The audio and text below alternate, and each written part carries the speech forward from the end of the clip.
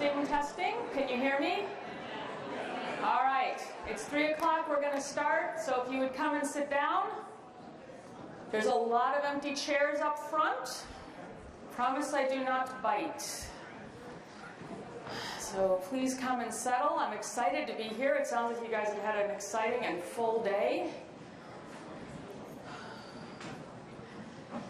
I'm Tasha Harmon. I'm the founder of New Perspectives Coaching, Training, and Facilitation. I've worked in the nonprofit sector for more than 25 years. I've been project staff. I've been an executive director twice. I've served on many boards, volunteered in many capacities. I've helped found 4 different organizations as a volunteer and been part of the creation of many others as a nonprofit consultant. And I'm also a trained coach, which is part of what brings me to you today, because part of my work is really about how we hear and express opinions and requests, and how that supports us or works against us as we try to collaborate with each other. So this workshop brings essentially a bunch of coaching tools, a bunch of tools from the coaching profession into the organizational development realm, into this work. This is going to be an interactive workshop. I am not just going to talk at you. We're going to try some stuff out. So hopefully that will deal with the "it's the end of the day and I'm wiped out" thing.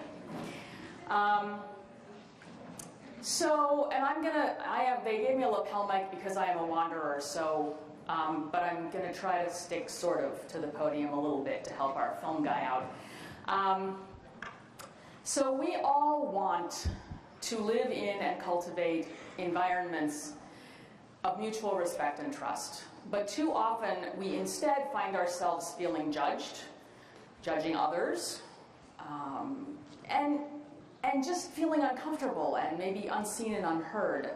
And often we find ourselves making judgments without a lot of real information about what other people are experiencing. Mutual respect and trust are essential parts of any collaboration and partnership, whether within our organizations or in our personal lives. I'm going to wander away from the podium because it's making me crazy. I feel like I'm walled off away from you. Okay. So how do we create the foundation for partnership? This workshop's going to give you some concrete tools for cultivating mutual respect and trust. And it's also going to help us think about what that fuels and how it leads to collaboration. And the thing about the coaching toolkit is that it's very concrete. This is not an abstract set of, think about it this way. It's like, try this and see what happens. So today we're going to try this several different times and see what shows up. So we're going to start right now. So everybody stand up. We're going to do a revolving pairs exercise, and those of you watching at home can try this at home or in your offices. So stand up, and what I'm going to ask you to do is to find another person. So let's say I'm going to give you an example. So we got these 2 humans right here, right? Turquoise shirt and deeper turquoise shirt. So each of you you're going to greet each other without a lot of words, and then you're going to complete, one of you, the sentence, "I feel respected when." I feel respected when. And don't think about it too much. Just let whatever comes out of your mouth come out of your mouth. And then the other person is not going to engage you in a conversation. They are simply going to nod and acknowledge, or maybe reflect it back. Sounds like you feel respected when, right? And then you're going to swap roles. And the same thing will happen. The whole thing will take maybe 20 seconds. And then you will go find another person and you will do the same thing. And we're going to do that 3 or 4 times. So you're going to do the same exercise with different people 3 or 4 times. You can say the same thing each time or let something new come out of your mouth. It doesn't matter at all. Okay? So the exercise is, I feel respected when. Go.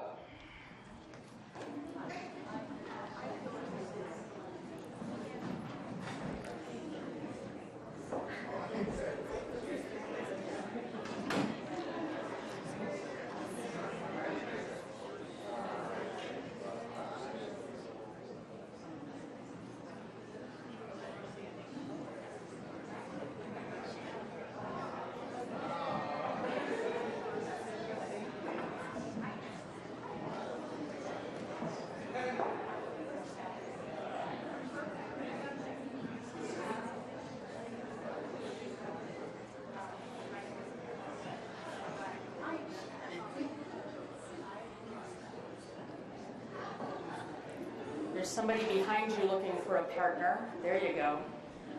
Oop.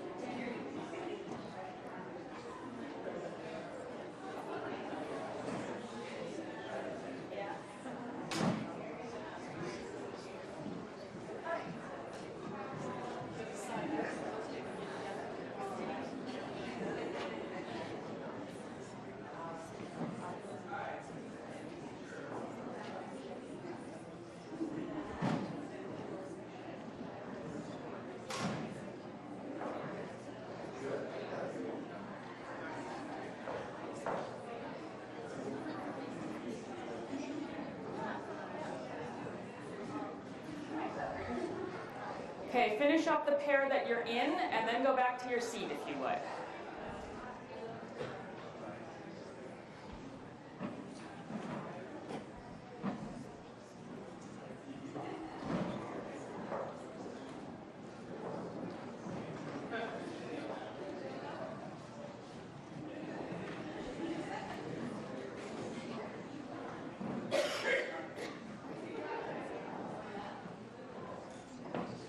Okay, so now that you're warmed up, I would like you to work in groups of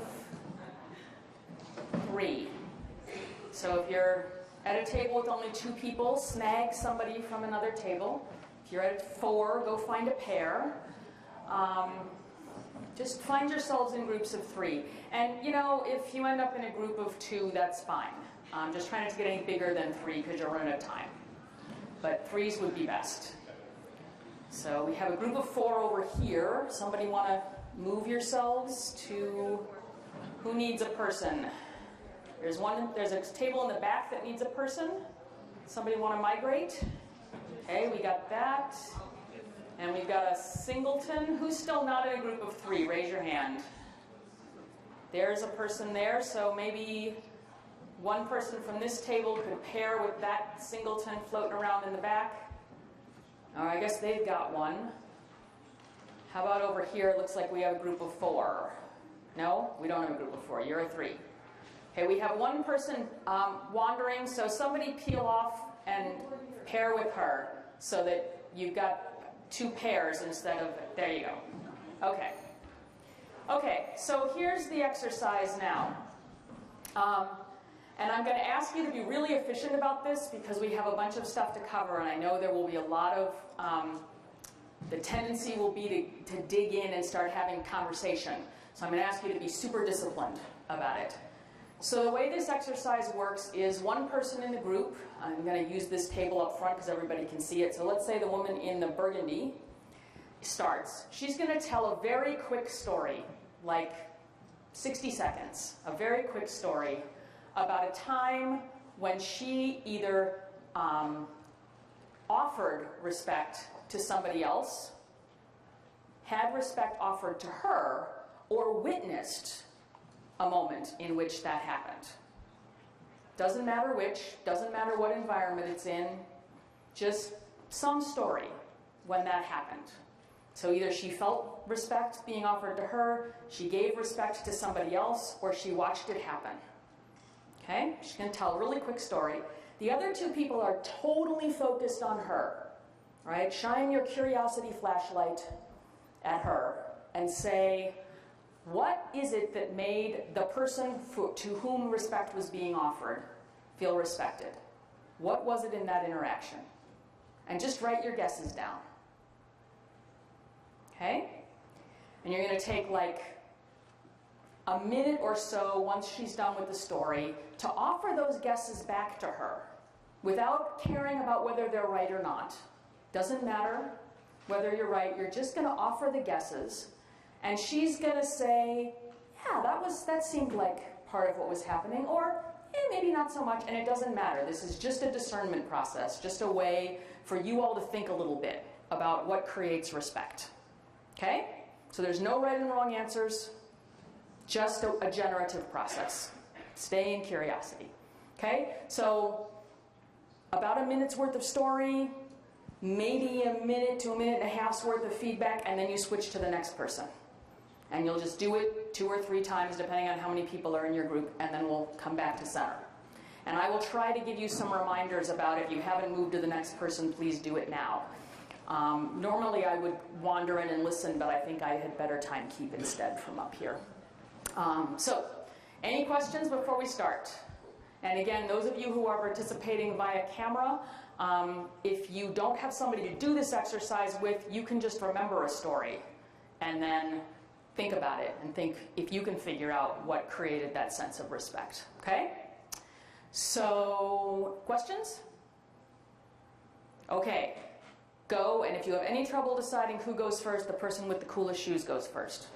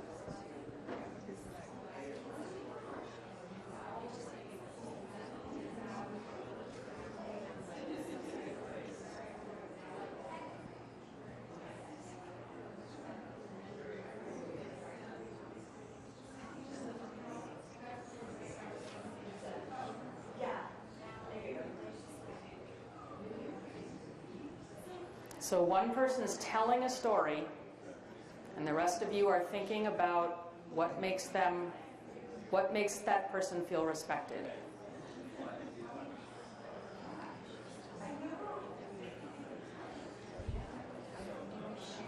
Yep, you're sharing a story. Yeah, so you're telling a story, and then you're reflecting back what your guesses are.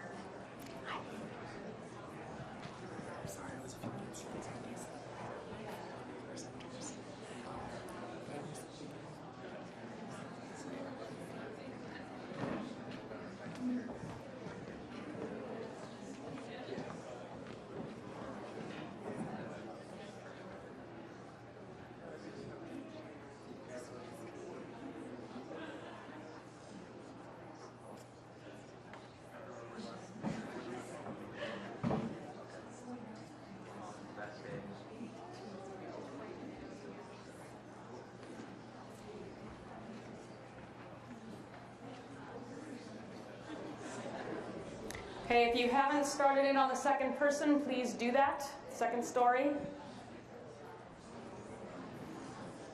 So second person, tell a story. Rest of you think about and reflect back.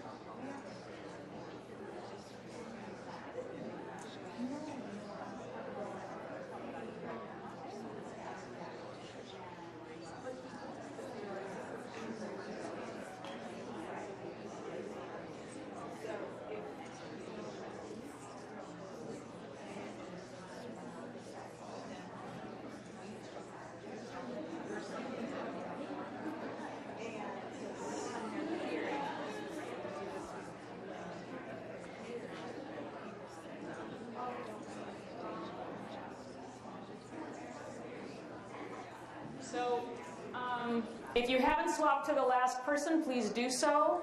How many of you still need the time to get to that third person? A few, okay. If you've already done all of your 3, just brainstorm a little bit together about more ways to show respect. Okay, so you got about 2 minutes.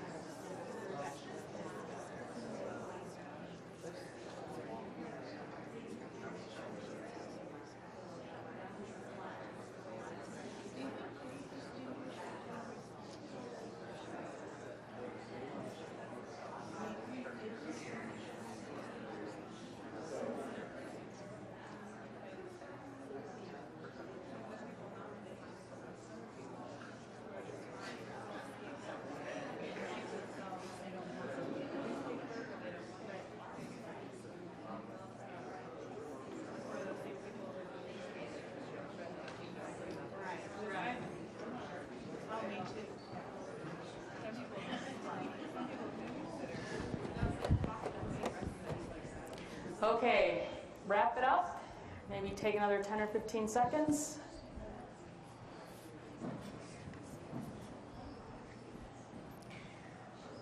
So, what makes us feel respected? Just popcorn it out there. Yeah? Being listened to. What else? Acknowledgement that who you are is good. Yeah, acknowledgement. Acknowledgement of value, of the person's value. Okay, what else? Honesty. Yeah, you respect them enough that it's worth it. What else? Empathizing with the other person. Empathy. Yeah, not you notice sympathy, right? Which is a one down kind of role, but empathy, reflecting back what they're feeling. Neutrally, with compassion, but neutrally. Yeah, what else? Being told you're appreciated. Yeah, expressed appreciation.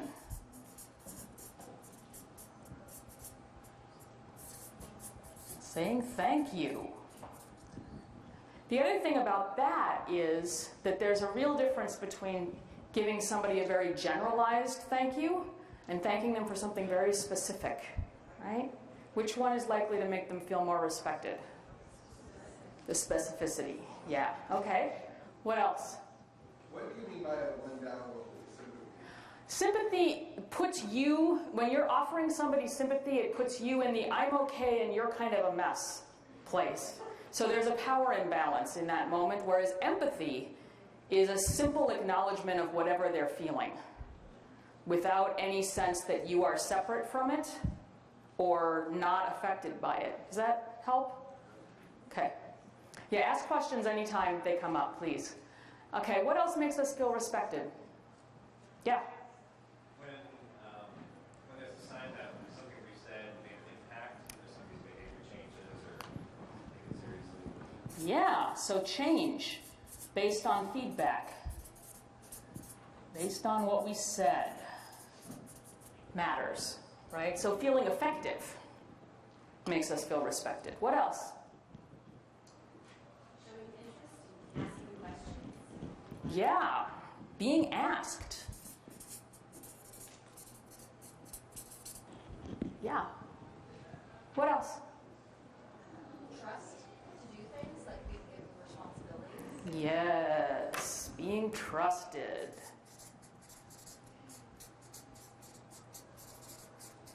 Or given responsibility. What else? Would gifts fall under appreciative expression, or could they fall under? They could, yeah, that could be part of it. And I would wager that what makes you feel respected about the gift is the acknowledgement of value part. Yeah, so it's a container, it's a vessel for delivering this other thing. Yeah. What else?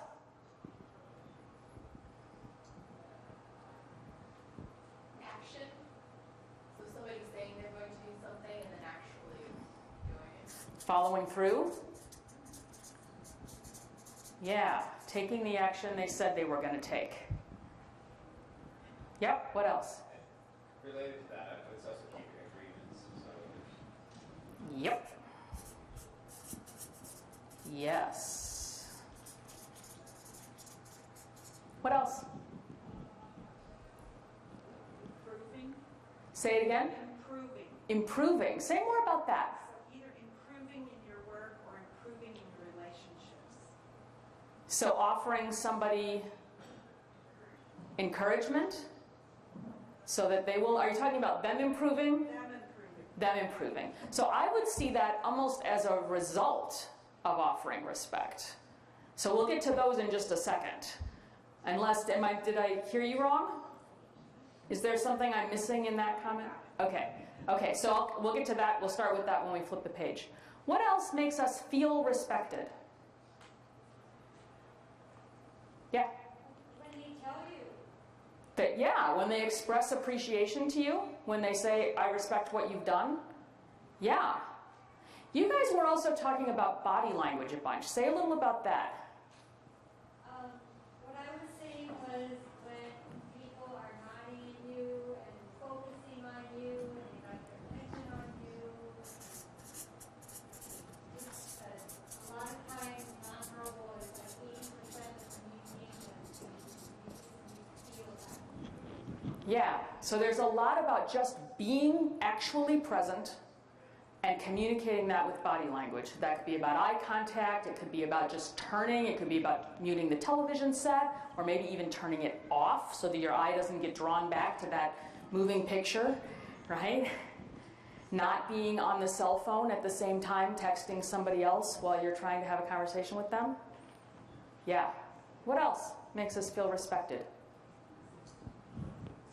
Giving somebody's time. Yeah. Yeah. Other things? What came up in your stories that made you feel respected or made the person you were seeing feel respected? Yeah? Well, I think this is all might be already covered in what you have there, but validation. Yeah, and validation is sometimes acknowledgement and appreciation, and it's sometimes just reflecting back, right? Like, wow, this is a really hard situation you're in. Yeah, which kind of is close to empathy. That kind of validation too. Yeah? How about respect for the office that you hold, or position, what would that, you know? So, is that about acknowledgement of expertise, maybe? Or acknowledgement of... Well, probably so, yeah, you know what I mean, like, you're up there, so I would respect you for your knowledge, respect your position. Sometimes people have, some people can disrespect your position. Downplay what you say. So I guess I would say that's a category, but I'm more interested in like how that would look. Like what would it look like to know that you're offering me respect? Right? So I would say, I mean, I just from my experience up here, part of that is that I have your attention. You're not texting on your cell phones while I'm presenting to you. And you chose to participate, right? So the other thing is engagement. shows me respect, right? Because I'm at least nominally the expert on this subject, and you're offering me your attention and your willingness to engage.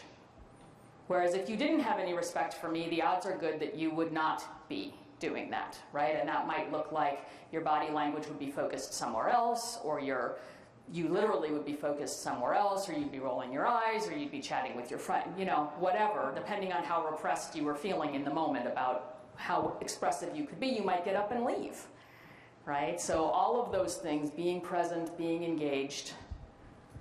Yeah. Other things? So what about, I mean, this may fall under acknowledgement value, what about boundaries?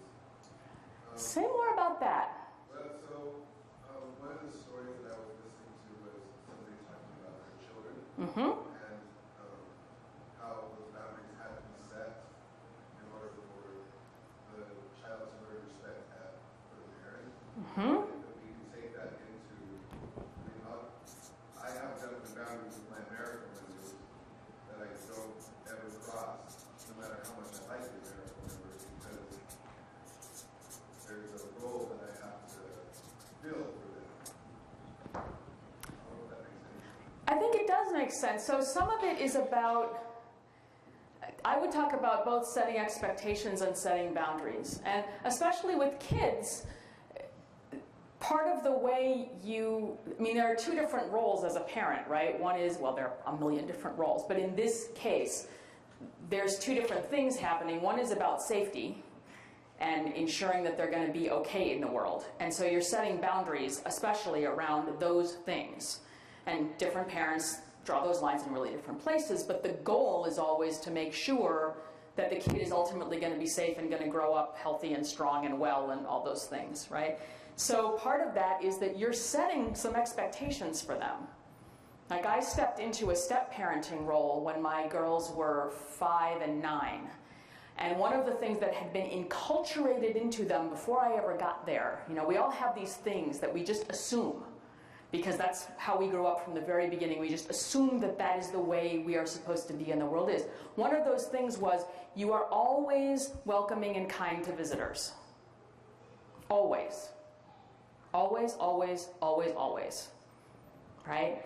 And so it would never have occurred to my girls to like exclude somebody who'd come over to play or be mean to them while they were at our house, because the culture that they had grown up in before I ever got there held that expectation, and it was a pretty high expectation, right?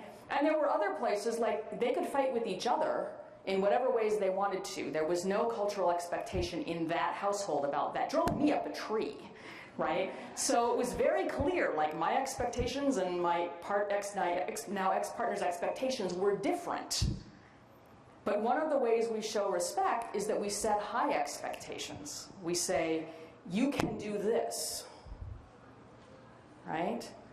And it doesn't mean you set unrealistic expectations or that you just throw somebody in there with, you know, and it's a sink or swim kind of thing. But you don't, if you don't respect somebody's abilities, you're not going to set the expectations very high. It's part of what we see in the schools when we see these achievement gaps. Some of that is about not holding high expectations for kids who you somehow think are not going to make it. And so it becomes a self-fulfilling prophecy. Yeah?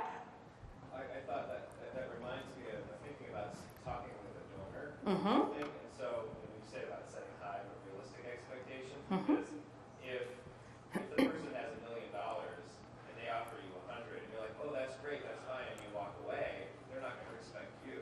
Right. So you find something Yes. appropriate. And so there is that balance on both sides. Yeah, okay, well we could add more things to this list, but I'm going to keep us rolling. So, and I don't know if I'm even going to write this down because I'd rather just talk with you, but what happens when we offer somebody respect? What happens? They offer respect back. Yeah. They open, so openness happens. What else? Trust begins to form. Trust begins to form. Yeah. They feel valued. They feel valued. Mm-hmm. What else happens? So on a negative note, Uh-huh. you might also open yourself up for disappointment. Sure. Because that person may not, you might kind of like what the young man up there was saying a second ago, yeah. Sure. Yeah, it's a risk, right? It's a risk that you're taking. So what else happens when we offer people respect? Yeah? Relationships are built. There's a sense of connection that happens. Yeah. And maybe curiosity, maybe willingness to step in. Yeah, what else? Yeah, people grow. They take risks in a different way, right? Because they feel like you're holding that for them. You're holding a space for them to do that. What else happens?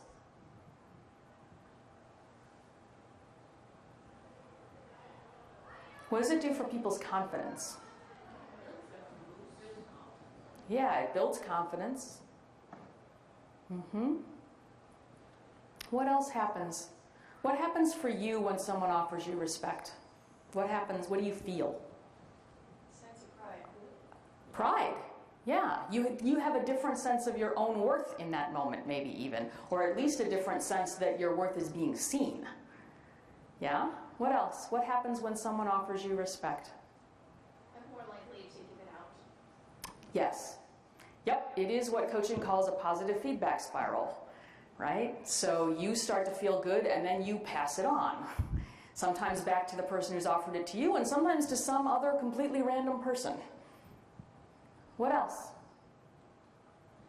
Makes me want to step up and do even better. Yeah, it gives you this sense of motivation to live up to that expectation and trust.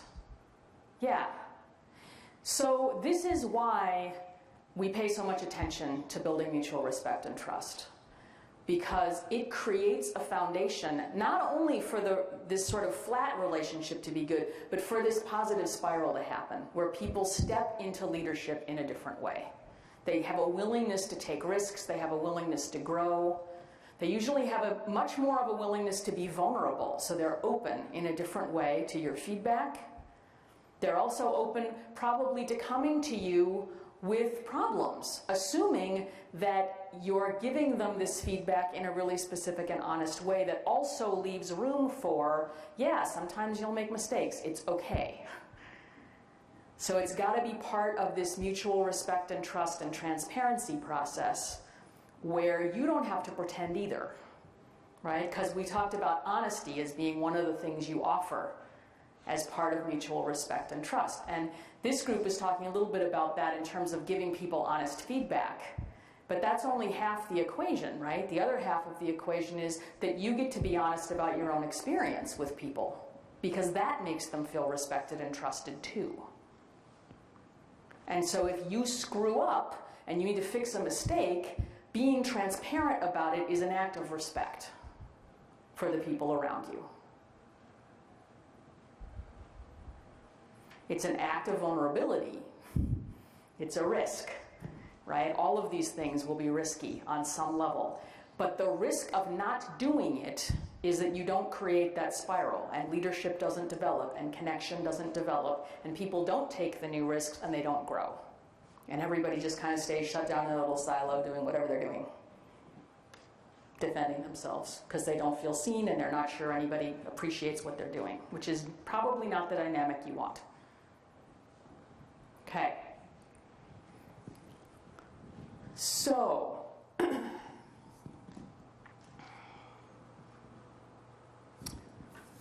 coming out from behind the podium again, I can't stand it. So one of the things, a couple people talked about, as I was listening in, talked about what I think comes back down also to curiosity. There was one example over here where someone was talking about their partner learning how to communicate better with them. 28 years of marriage, you either figure it out or you don't, and many couples never do, right? But in this case, there was enough curiosity and enough respect and enough desire that you learn and you evolve, and then you begin to offer a different kind of communication to each other that works better, right? And then the spiral continues to grow. And for me, the heart of that is curiosity, right? So instead of assuming that that whatever would be true for you in this situation is true for them, even when it doesn't work over and over and over again, you back up and you get curious, like what's actually happening for my spouse or the person that I'm supervising or this other person in my office or my supervisor, because they're behaving in a way that's kind of inexplicable to me. And somehow this communication strategy that seems to work with 98% of the rest of the world isn't working. Right? And so we can go into judgment at that point and blame them or blame us or whatever, or we can get curious. Like, what is it that isn't working here? And can we ask questions that might help us figure it out?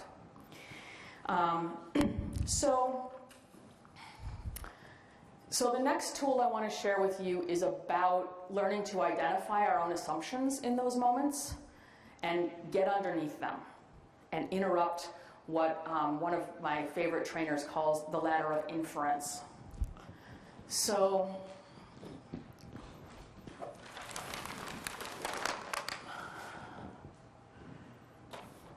and you should have a handout on this. Did you guys get handouts from this session yet? Yes. Okay. So this is pretty much identical to what's on your page. If it's easier for you to see there. And I'm not sure how this works for the folks who are being beamed in from space. They've got it too? Excellent. Thank you all, Mr. Tech people. So the ladder of inference is a tool for looking at how we leap to conclusions. And this is one of the things that trips us up really regularly when we're trying to build respect and trust and good communication with each other. Really often when we are reacting to something around us, especially when we're having a strong emotional reaction to something, we are reacting to an assumption that we're making rather than to what's actually happening on the ground in front of us in that moment. So this tool highlights that unconscious thought process and helps us slow it down and break it down. So I'm going to walk you through it, and then I'm going to walk you through an example from my own life so we can kind of watch it happen, and then we'll play with it a little bit. Okay, so at the bottom of the ladder is observable data. And so notice, like, there's all this observable data. So close your eyes for a minute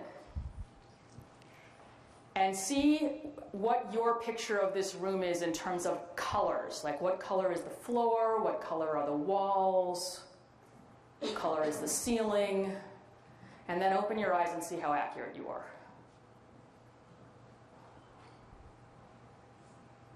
Most of us select data. In fact, all of us select data. It's how your brain works, because you'd be really overwhelmed if you were really taking in and processing every piece of even just visual, never mind auditory and all these other, right? You'd never manage it. So we're always selecting data. So first there is the observable data. There's all this stuff out here and all of these experiences that we're having in their glorious wholeness. That's at the bottom of the ladder. Then there's the selection of data. So how many of you did not notice what color the walls were when you came in? Okay. So we have the data, and then we select it, and we pay attention to certain things. And we all notice different things. So lots of you noticed the color of the walls. How many of those of you who noticed the color of the walls did not notice the color of the floor? Few. Yeah. So, and some of you are very visual, and how many of those of you who are very visual didn't notice whether the air temperature in here is different than the air temperature in the hallway? Right? So we're all going to be noticing different stuff. So we know that we select data, and then we add meaning, right? We tell a story. And so this is a really bad example for that. I'm going to abandon that particular example. So let's say one example of adding meaning is the light turns red when you're driving, right? And we all in this culture are going to add approximately the same meaning to that particular phenomena, right? It's what our brains do. They associate old data and they say, oh, the light is red and that means, right? So we add meaning. And that one we all have in common. But many of our experiences we will all add some different meaning to, right? For instance, if I walk past somebody in the hallway and they don't smile at me, I'm going to interpret that one way, and the next person might interpret it completely differently depending on their relationship with that person, how good a day they're having, whether that particular kind of acknowledgement is important to them or not, right? So we all have these things. Okay, so we add meaning, and then we make assumptions based on the meaning, right? So one thing I could do is I could make an assumption that the person who didn't smile at me doesn't like me, or doesn't respect me, or doesn't think I'm important. Or I could make an assumption that that person might be having a hard day. Or I could make an assumption that they're late to a meeting. Or, you know, like, so, but I will do something. I will make some kind of assumption because we are the storytelling species. And what our cerebral cortexes do is they make up stories. That's what they're hardwired to do. They tell us a story about how to connect the dots around us. Okay? So notice that I don't actually know why the person didn't smile at me, though I probably walked down the rest of the hallway thinking I knew. Right? I probably just assumed and figured that was the answer. Right? I draw conclusions. So if I had assumed that they were probably having a bad day and I knew something about them, I might assume that maybe the pneumonia that their dad had last week is still active. Right? So I might draw that conclusion. Or if I was making the assumption that they don't like me, then I might draw the conclusion, since they did actually look at me and make eye contact last week, that they're even less happy with me this week than they were last week. Right? I then adopt beliefs, right, about what sort of character that person has or how good I am or whatever, right? And I take action based on those beliefs. Right? If my assumption and conclusion was that this person was having a really hard day and it might be because their dad was sick and they were somebody that I felt any sense of connection to, I might take action by dropping by their office later to just check in. Yeah? Okay. So I just walked up this ladder really slowly, and I'm about to walk up it even more slowly in some ways, but most of the time this happens in the blink of an eye, without any conscious thought on our parts. It just happens. And then there you are walking around behaving in a particular way, having run straight up this ladder completely unconsciously. So here's an example from my life. So when I was young and new to all of this consulting business and a little anxious about it, I got asked to give a presentation at a very large conference. And there were probably 120 people in the audience. And it was very fancy. And sitting in the third row was a woman who I will call Jenna, who's kind of a luminary in my field. And somebody that I'd read her books and I had a lot of respect for. I'd never actually met her. And so, and Gina is fidgeting as I start my talk. So the first thing is, there's 120 plus people in this room. What am I noticing? Gina is fidgeting. This is what I'm noticing. The rest of the audience could have been rapt. I am noticing that Gina is fidgeting, okay? And I'm getting nervous about it, right? So she continues to fidget, and about 20 minutes into the presentation, she leaves the room. So what is the cultural, standard kind of American cultural assumption? Yeah, right? I mean, there are other, but you know, it's a pretty common, like, fidgeting means she's bored and then she leaves, so she probably isn't interested, right? Which is right where I went, right? So, yeah, so I add meaning, right? I select data, then I add meaning. Gina is bored. Gina leaves, right? So the assumption I make then, because of the state that I'm in, not because of anything that Gina said, right, is that she's bored because she thinks my work isn't relevant to her. She thinks it's not interesting. It's a waste of her time. Okay? Conclusion that I draw in that moment, because I'm feeling a little cocky having gotten this gig, is that she's a little full of herself. She's kind of old school and she's not really interested in this cutting edge cool stuff that I'm talking about. I could have made the opposite assumption, right? That's another path I could have gone down. If I'd been feeling a little less cocky in the moment, I might have assumed that maybe I was not such hot stuff, right? Because this person that I had all this respect for wasn't paying attention, right? But in that moment, the conclusion that I drew was she was kind of full of herself. And a belief that I adopted in that moment, again, completely subconsciously and in a blink of an eye, was that she's a little bit of a snob. Right? She's been in this field for a long time. Everybody thinks she's such hot stuff, and right? So, if I had just stayed in my own head, then I would have been walking around with this assumption that she's a little bit of a snob and that she doesn't find my work very interesting. And if somebody had said to me, hey, you want to work on a project with Gina, I might have said no. Or at least I might have been pretty hesitant to do it. Now, it turned out that she approached me on the break and started talking about how interesting my presentation was, and apologized and said that she'd thrown her back out 3 days ago and she was having a really hard time sitting in chairs, and she'd been at the conference all day and she was in a lot of pain. Duh, right? So I got the reality check. But most of the time, the assumptions that we make are privately held. They are not publicly tested. We don't test them. We just walk around with them as though they are the reality.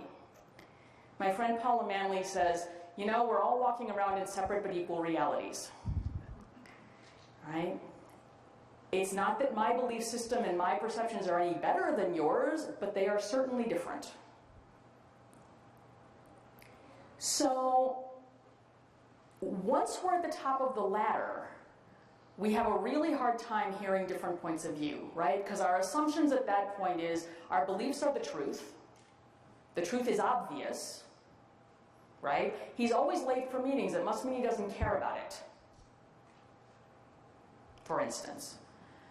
Our beliefs are based on real data. After all, we know he shows up for meetings late all the time. We know Gina was fidgeting and got up and left, right? And that the data we select is the real data, despite the fact that it is always the tiniest, tiniest subset of the data that might be available to us. So how could I have tested my belief about Jenna being a snob? Would it have worked if I went up to Jenna and said, Jenna, are you a snob? Probably not so well, right? You can't test assumptions up here. Doesn't work. How could I have moved down the ladder and tested the assumption? Yeah? Well, I was going to say you could have tested it in a really negative way. I mean, if you had decided to take action based on your belief, you were a snob, and it seems like, in a way that you was in conversation with her, it seems like you could have really made a fool of yourself, and then she could have explained herself, and then you would have tested it with bad consequences to yourself. But yeah, sure. There are lots of really bad ways to do this. And we do that all the time, right? We just behave that way. You get these dynamics in meetings, right, where people kind of get into these polarized positions around each other, or they kind of get to the point where they don't communicate very well with each other, and it just gets worse and worse and worse because everybody's feeling dissed, right? Which almost always happens because they're all up here. They're all reacting with a set of beliefs about who this other person is and what's important to them that have never been tested. So how could I have tested with Gina my assumptions in a relatively safe way from a place of curiosity? Yeah? I would just ask her what she thought of your presentation. Yeah. So if I had come down the ladder this far, I could have said to Gina as she approached me, so, I'm curious what you thought about the presentation. Now, suppose Gina had, at that point, without offering any other explanation, said to me, oh, I thought it was great. What would have happened?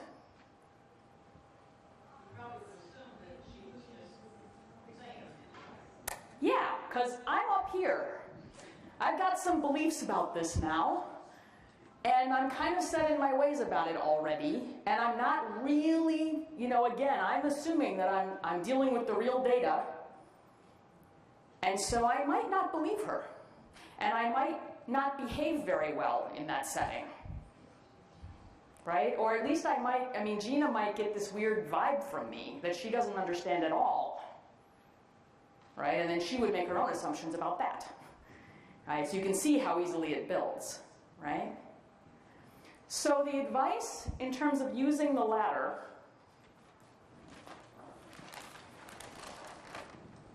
is to back down the ladder as far as you can go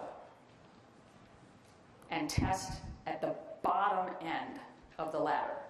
So listen for the conclusions or opinions. So this was all long before I had this tool at my disposal at all. But now I might have been able to say, oh, look, I just went zooming up the ladder. What am I assuming? Right? And what am I noticing? And then I might have decided to test the data, the observable data, the thing the camera showed me. I might have gone up to Gina, or when she came up to me, I might have said, I noticed that you seemed kind of uncomfortable through my presentation, and I was just curious what was happening for you. That might have gotten a more direct response, right? I mean, she was already ready to offer, oh, my back is out, right? So in that moment, right? So asking at the lowest rung of the ladder that you can with as much curiosity as you can muster, right? I did this section of a presentation in a workshop on Saturday, and somebody said to me, well, you know, in that case, really it's just kind of your problem. You know, like when somebody is showing up late to board meetings, we've got a community problem that we need to solve. And so then it's really important to have a dialogue with the other person about it. But do you really need to get in Gina's business about this? And I was like, well, you know, that's a really good point. Like, really at this stage in my life, I might have been able to head that problem off simply by remembering that I had just run up the assumption ladder and that I had no idea what was happening for Gina. No idea. Right? I might have been able to just let go of whatever my assumptions were in that moment and meet her without any assumptions. At which point we would have had a good conversation about the presentation that I just had, and I probably would have been fine. Right? But sometimes it's really hard to let go of those things without testing them. Right? You have that little person voice inside of you going, but I'm not sure she likes me. Right? So sometimes we really need to test it just in order to get it out of our own system. Yeah? Sometimes people come to me or come to you in general and say, you know, this person just did this and this and this. That's rude, right? Or, you know, this is the only way to interpret it, right? They're looking for maybe possibly different ways to interpret it. So they're maybe testing their assumptions about something. Yes. And you can offer, well, it could have been this, it could have been that. And that can help de-escalate too. So maybe going to another person if you're... Totally. So that's one way. If you're feeling too vulnerable to go check with the person themselves, there are a couple different strategies. One is to just do it for yourself. Like, remember, I just ran up the assumption ladder, right? How many other explanations can I think of for what might be happening for them? Being as curious as possible. What the heck is happening for them, I wonder? Right? Maybe start with empathy. Did they seem angry or uncomfortable or frustrated or whatever? I wonder what's happening for them. Right? Because when I'm acting that way, it usually means that something is very uncomfortable for me. So can we stand in curiosity in those moments? A compassionate curiosity. And say, wow, I wonder what's happening for them. I really wouldn't want to be living in their body right now. Looks like they're having a hard time, right? So sometimes that's enough. Sometimes you can decompress it that way. Sometimes going to somebody else that you trust and testing it, right? And if you find yourself on the receiving end of that, as you are, then I would suggest to you that to make other suggestions to them is great. And even better is to ask them to brainstorm with you. Like, how else could we interpret this behavior? Like, what assumptions are we making about them? And could those assumptions be wrong? What are the, let's see if we can come up with 10 other possible explanations and let them be as wild and crazy as possible. And then you notice that you've just made up a story. That's what you've done. Hey presto, we're good at it, it's what we're designed for. Not always right. In fact, a lot of the time, all of the time, you are only partly right. Always, always, always, you are only partly right. Yeah? Okay. I'm going to check my clock. It's 4 o'clock. Okay. So, the other thing to say about this is that when we are operating from that beliefs place, we forget that we're operating from our own value system. And that our value systems and other people's value systems are not identical. And so especially if you're in a position where you're trying to create a collaboration or you're trying to help somebody shift a pattern that's not helpful to them and maybe not helpful to you, it's really important to notice that just trying to impose your value system is not likely to change anything. People don't change because your value system is suddenly better than theirs. People change because you connect to their values and help them move towards better integrity with their own value system. Right? So let's use the example for a second of somebody who's perpetually late to meetings. And perhaps whose value system does not value punctuality as completely and thoroughly as yours does. It might be useful to find out what does matter to them. Right? Because it might be, for instance, that part of what they're prioritizing, I'm just going to make this example up, is they're prioritizing connection with their kids, which means that they're taking the extra 5 or 10 minutes when they drop their kids off at daycare to make sure that transition goes well, which is why they're late to the meeting. You're going to have a much better conversation with them about why it's important for them to be on time with the meeting if you start by knowing that that's what they're actually prioritizing. They are not prioritizing blowing you off, even though that's what it feels like, right? That's not their goal. Their goal is something else entirely. So if you can figure out what their goal is, and be there and be empathetic and acknowledge and respect the actions that they're taking to meet their own goals, then you have a place to converse about feelings and needs, right? So when you show up late to the meeting, I feel frustrated and disappointed because I have this need around actually getting through the agenda and it keeps getting short-circuited. Or whatever it is, right?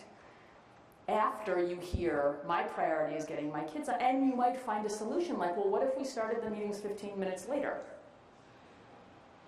Right? Or, you know, what if this one day a month when this meeting regularly happens, could you either drop the kids off a little early or figure out letting your partner drop them off? Whatever, right? But until you know what the issue is and what that person is trying to accomplish, it's very hard to have a good and useful conversation about how to solve the problem.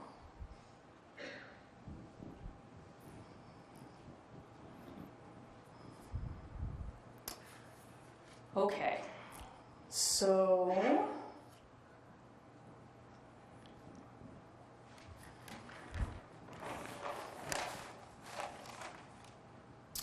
let's go here. So I'm now sort of changing gears on you, but I promise this will all come back to the same stuff. So just bear with me as we kind of jump sideways, okay? One of the things that often gets us stuck in our communication with other people and in our trying to build effective teams and partnerships is that we get caught in why questions. So let me test a couple things on you, right? So if I say to you, why is it so hard for you to be on time? What happens in your body? Defensive and shut down? Cranky? Yeah? Are you inclined to answer my question? Do you feel like I'm being curious? No. That question was a judgment in disguise, right? So often, why questions are judgments in disguise. And even when they're not, if I were to ask it in the most neutral tone possible, like, why is it so hard for you to get here on time? For me, at least, and for many people, it kind of leads us into the fog. Like, well, my mother was never on time for anything, and I've kind of got this pattern, you know, like, it kind of takes us into psychobabble often, right? Why questions will lead us, and sometimes we really need to dig deep and kind of figure out, well, where the heck does this pattern come from, right? So it's not that they are never useful at that level. But if you're working in a team and the goal is to get to solutions, why questions are a very meandery path at best to getting to solutions. So what if instead I say to you, what's making it difficult for you to be here on time? What happens? You get specific. You make a list, right? These 4 things are making it hard for me to get here on time. Do you feel defensive? Do you feel like I've just judged you? Does that feel like a curiosity question all of a sudden? Yeah, I'm looking for solutions, right? I'm curious about what's happening for you and I'm looking for solutions. Now, I will say that it is possible to use the what phraseology and be hugely judgmental of other people. This is not a magic bullet. But if you're looking for some scaffolding to help your communication stay focused in curiosity, transforming why to what questions is a great scaffolding. So let's try translating a couple more questions. So how about, why can't we seem to end meetings on time? Or, you know, insert your own whatever. Why can't we seem to end meetings on time? How would we translate that into a what question using as many of the same words as possible? Yeah? What can we do to end the meeting? Yeah, that's actually step 2. It's a great step, but it's step 2. So step 1 would be something like, what is keeping us from ending meetings on time? All right, so again, we're going from why, big wide thing, to what, looking for a specific list. Why can't we ever seem to end meetings on time? What's making it hard for us to end meetings on time? And then the next question is, okay, well, what do we do about that, right? So that, you're just jumping ahead to part 2, which is to follow the what thread, and I'll get to that in a minute, but I want to do a little more translation. So here's where it gets interesting. Why does he always show up late, to use the same example we've been doing? How would we translate that into a what question?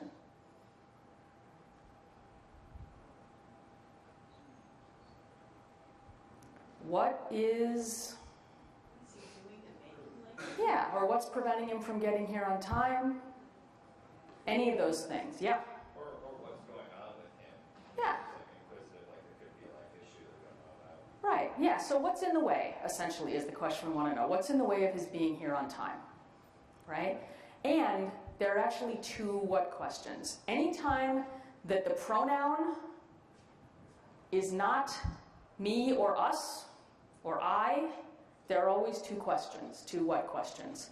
The first is, what is happening for that person? And the second is, what's hard for me about whatever this behavior is? Because the framing of the question is where on the ladder of inference. Could you Yeah. repeat that? You said the first one is what is happening for that person? Yeah, so let me stick with this example just to make it easy, right? So if the question is, what is making, if the why question is, why is he always late, right? The what question is, what's keeping him from getting here on time? Or what's making him late, if we want to use as many of the words as possible. And then, what's difficult for me about his being late?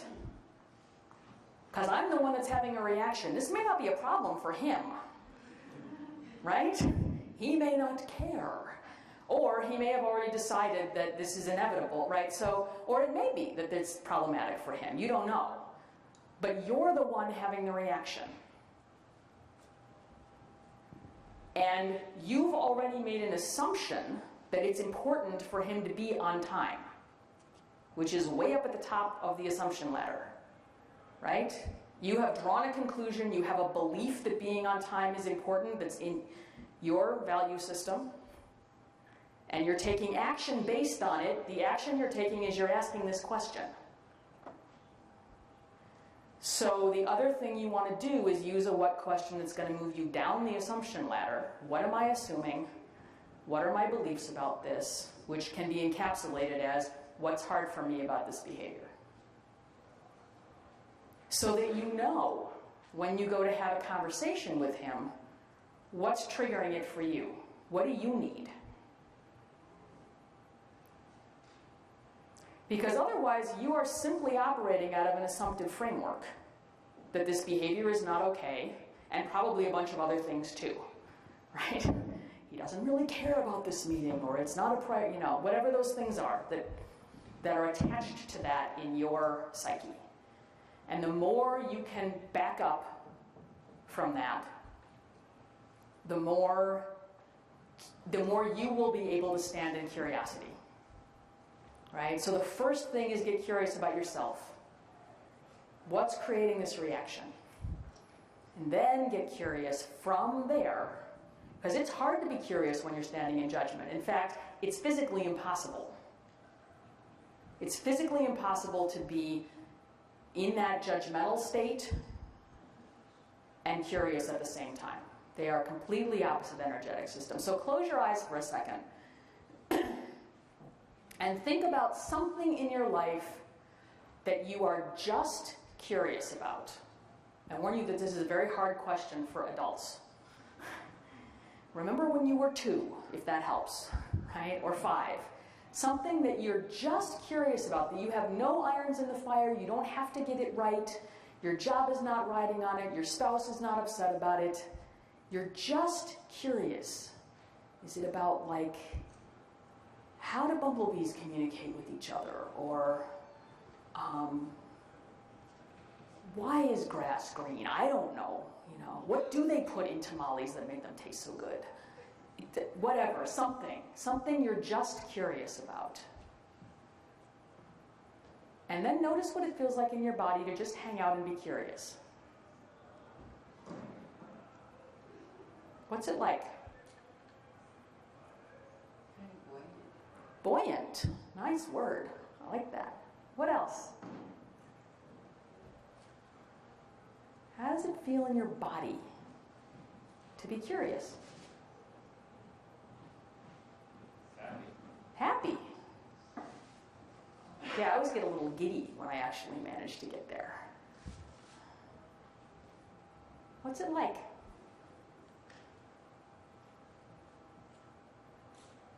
How is it different from when you feel like you got to know the right answer right now?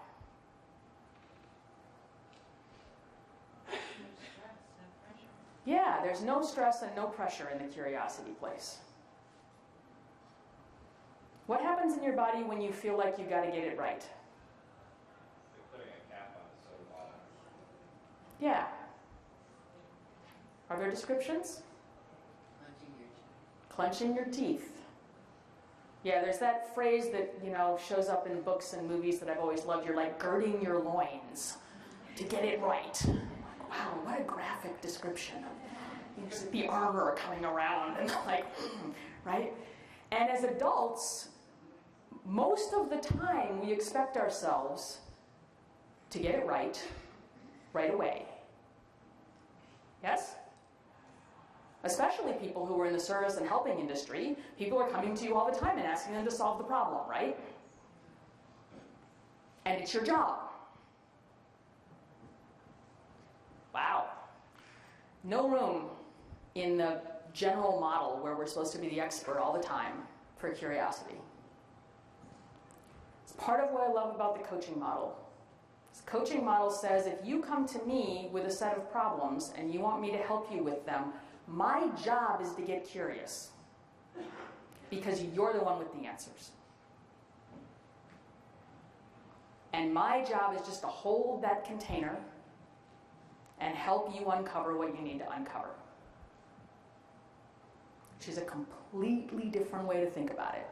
So my expertise, such as it is all about process and this practice of staying present. I have zero expertise about what's going to make it better for you. But I have a lot of curiosity about what's going to make it better for you. and a lot of trust that if I ask good questions, that you will figure it out. And I have a bunch of tools that are designed to help you, like this one. Do that work and shift your own perspective. But it's not my job to get it right. In fact, one of the women who coached me through my coaching certification loved the analogy. I don't know how many of you guys do this, but my grandmother used to throw spaghetti noodles against the wall to test whether they were done or not. And if it's done, it sticks to the wall, right? And if not, there's this pile of noodles on the floor, right? And she used to say, I don't care how many noodles are on the floor. I'm just going to toss stuff out until something sticks, because that's my job, right? And what's going to stick is something that resonates for you. And I don't have to get it right the first time or the fifth time. I just have to stay with you in the process. So I want to invite you to think about your own leadership in that way. Can you create a container in your organizations, in your teams, with the people that you're working with the people that you serve, in which your presence and curiosity and respect for them allows them to step in and grow and learn? Allows the solutions that you create together to be better than the solutions that any of you would have created by yourselves, because you're thinking collaboratively and you're all staying curious about what's happening for the rest of the folk, even the folk that you disagree with vociferously, even the people who are difficult, right? Because if they're being difficult, you can be pretty sure that they're as uncomfortable as you are. And what would happen if you could have a real conversation with them about what they're feeling and what they need, instead of arguing about strategy up here in the beliefs and actions section and assumptions section of the ladder? So if we flip back here for a second, I have a few more minutes. We flip back here for a second, then I'll get to that one. Can we, in our work with other people, listen for conclusions or assumptions, our own and other people's? Notice, where the heck are we on the ladder, right, in this conversation we're having? Look for the assumptions and then ask for the data. Not in a punitive way, but saying, it sounds like you're assuming that everybody needs to be on time to this meeting every week. So can you talk with me about what the impact is when that doesn't happen? Data. What are you seeing in the meeting that happens when people show up late? All right, well, we have to keep going back over that stuff we've already talked about. Well, maybe the problem isn't that everybody is showing up on time. Maybe the problem is that there's this permission to go over stuff that people missed. And if the rule was, well, if you missed it, you missed it. Check with somebody later and get the data, but you don't get to vote. That's different, right? So what problem are we trying to solve, right? Make explicit the steps in your own reasoning, right? So I'm feeling like we all need to be on time for this meeting, because when we're not, it's really hard to have the conversations that we need to have and have everybody's opinion and voice be heard.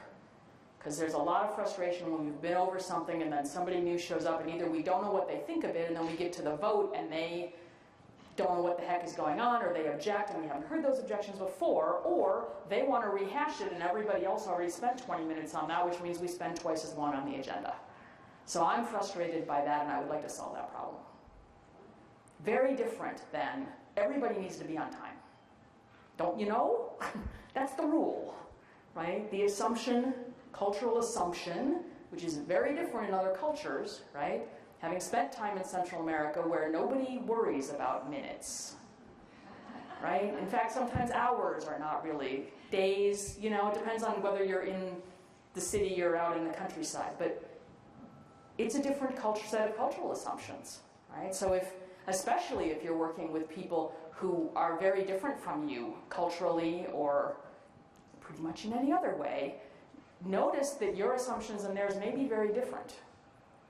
And if you're going to stand firmly in the position that your assumptions are right, the odds that you're going to have a good dialogue with people about how to solve the problem are very low. So make explicit, both because you're modeling for them, but also because it's going to help you stay clear, right? Your own steps.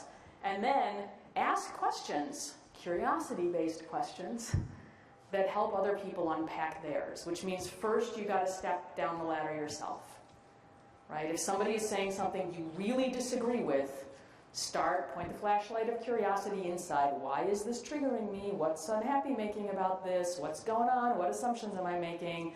What needs do I have? Figure it out. See if you can decompress a little bit. And then see if you can stand in curiosity and ask them to unpack it for you. And see what happens. See whether the conversation happens at a different level. So, here are some powerful what questions to have in your back pocket. I actually have a bowl of these and some others like them on my desk. And when I am feeling stuck, I randomly draw one and answer it. So this again is about, you don't need to be an expert, right? This is not about expertise. Random, just ask one and see what happens, right?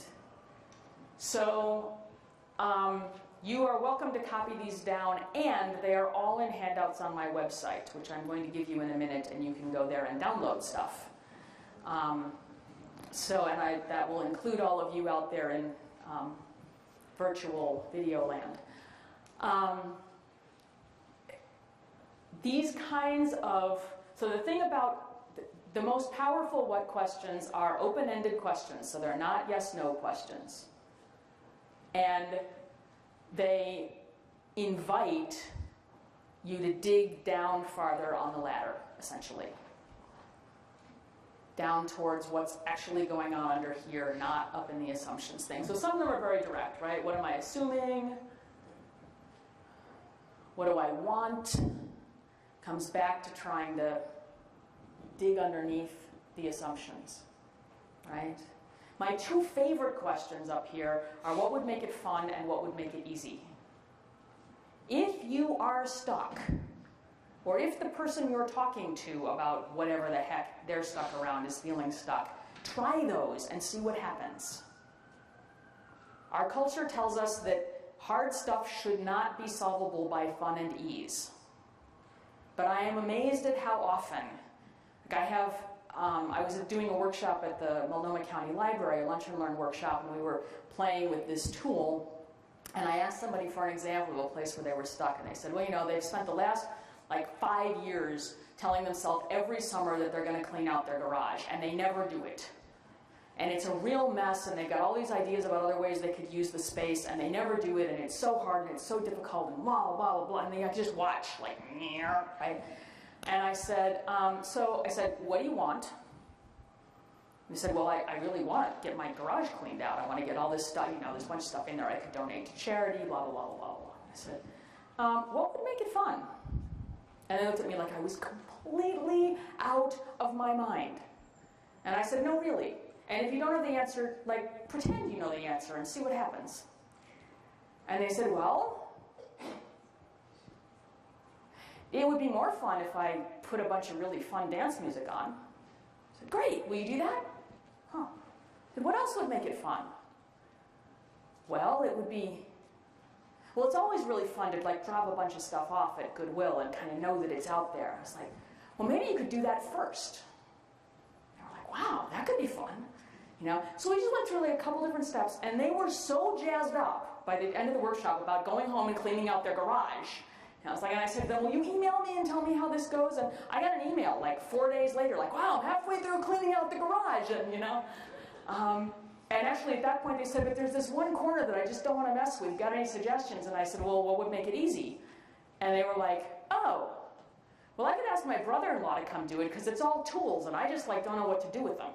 And he's a tool guy. I was like, great, make it easy, right?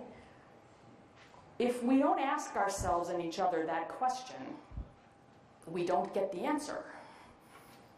But really, a lot of the time, the things that are getting us stuck happen because we've taken whatever this thing that we actually want isn't. We've put it on our should list, and now we're resisting it with all our might. Right? Like, I should clean out the garage. And how well does that ever work? Right? So if you can step back into, well, what the heck do I actually want? Right? And the same is true if you're dealing with a conflict at work, or you're dealing with trying to sort out your own work schedule and your own priorities. Like, can you dump the shoulds and come back into what is it that you actually want to accomplish here?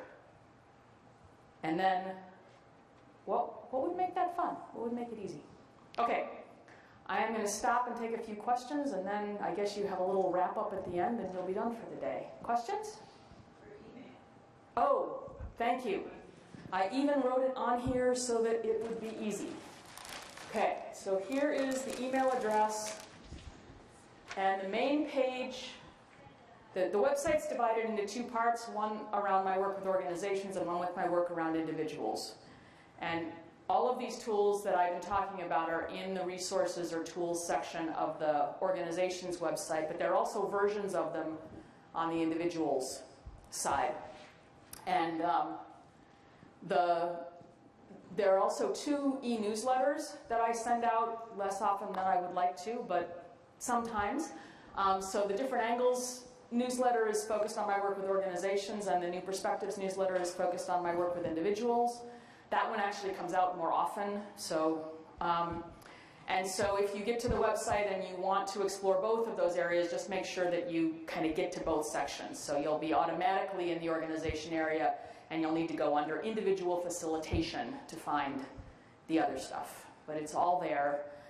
It's all downloadable. Share it, use it. That's what it's for. So hopefully that will give you good stuff. Yes, questions? Yeah, so regarding the e-newsletter, Uh-huh. what would make it more fun? The e-newsletter? Actually, what would make it more fun was to have somebody to collaborate with, and I'm in the middle of trying to figure that out. It's been kind of on the edge of my capacity. But it was a good question, and I thank you for it. Questions? Yeah? A couple of us at this table want to know what it would take to have you just come with us for, like, trail us for 6 months or let us have a think about things. Let's talk.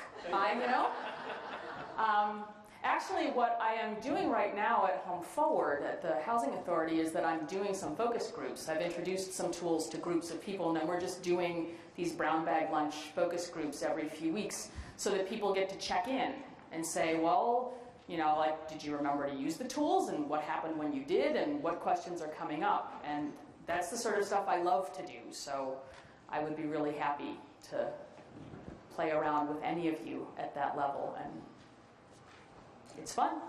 Other questions?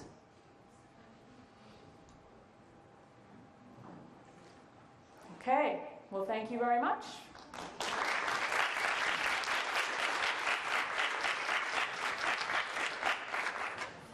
Thank you so much for coming to do this and for being our first user of the document camera. Oh, you're welcome, and thank you, tech people. That Jeffrey helped us with. For people who don't use PowerPoints, this is a real tool that you can use that has a digital interface that I didn't know about before. So we're glad you were the person who was our guinea pig.